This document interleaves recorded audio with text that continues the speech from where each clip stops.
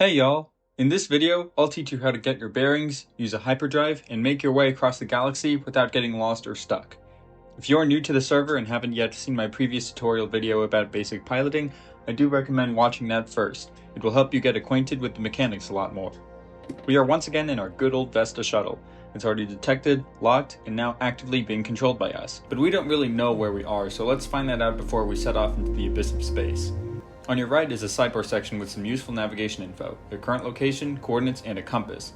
This is useful for knowing your position, but some context would be very helpful, and we are about to get it.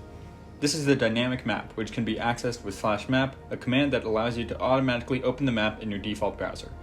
You can also use the link directly via your computer, or even a mobile device if you can't be bothered to alt-tab between windows. We can see ourselves on the player list in the bottom right corner. This is because we are piloting a ship. An active ship, whether being controlled by a player, an AI, or unlinked by a player with the unpilot command, will appear on the map. Players will appear on the map when they are controlling a ship or even just holding a clock, and they will be visible on the player list while doing so. The Dyne map also has other icons on the right that will show you detailed maps of all in-game planets, star systems, and space sectors. Since the Dyne map can be accessed by anyone, even if they aren't online, you may need to be aware of pirates if your new player protection isn't up anymore. Alright, we've got ourselves set up.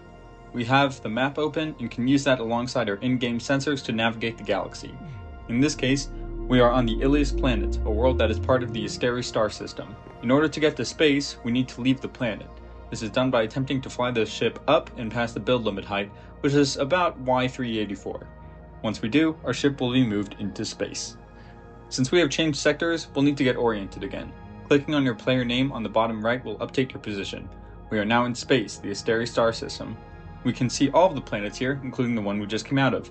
In order to enter a planet, simply fly into it as if you were going to ram it, and you'll be placed on the planet map. Alright, we're in space. Our destination for now is Chandra, the planet to the northeast of us, that dull gray rock up there.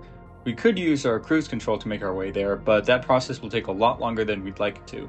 Instead, we will use our hyperdrive. In order to use our hyperdrive, it needs fuel, specifically chetherite. These minerals, as tasty as they appear to be, cannot be consumed by humans. Instead, Starship hyperdrives use them to enter a mode of travel capable of moving them across entire sectors within mere seconds.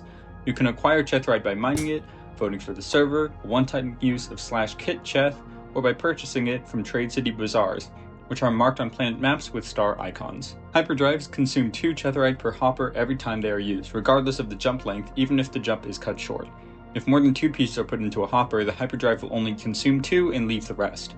Warping is not available on a gravity well. Gravity wells can be generated by both stellar objects, like planets and stars, and by starships, AI and player piloted alike.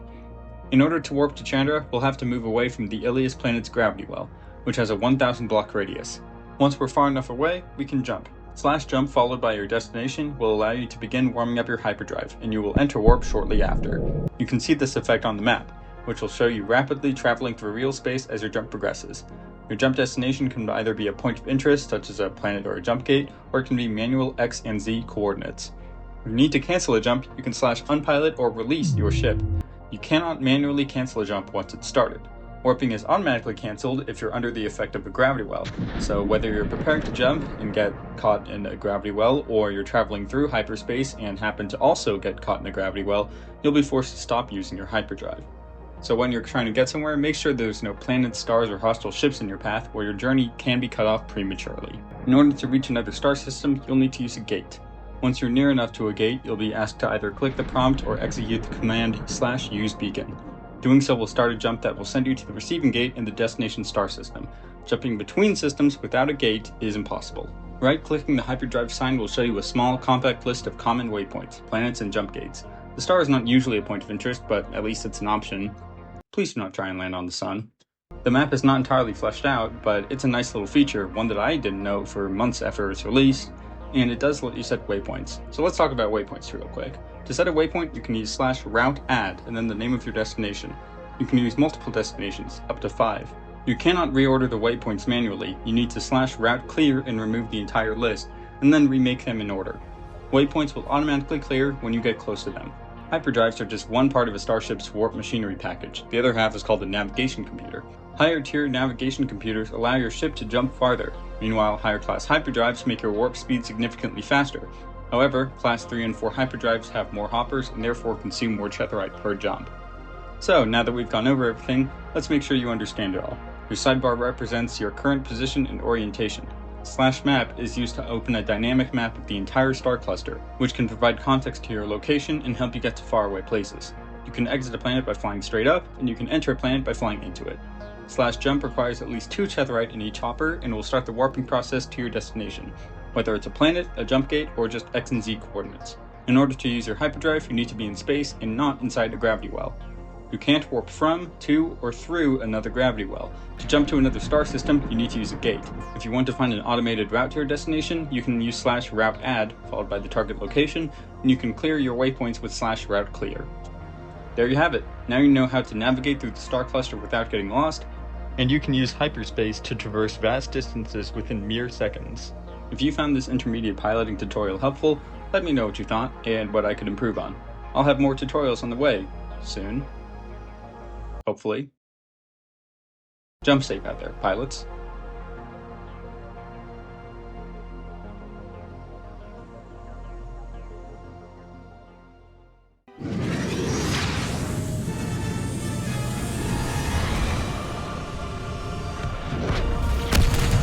Are you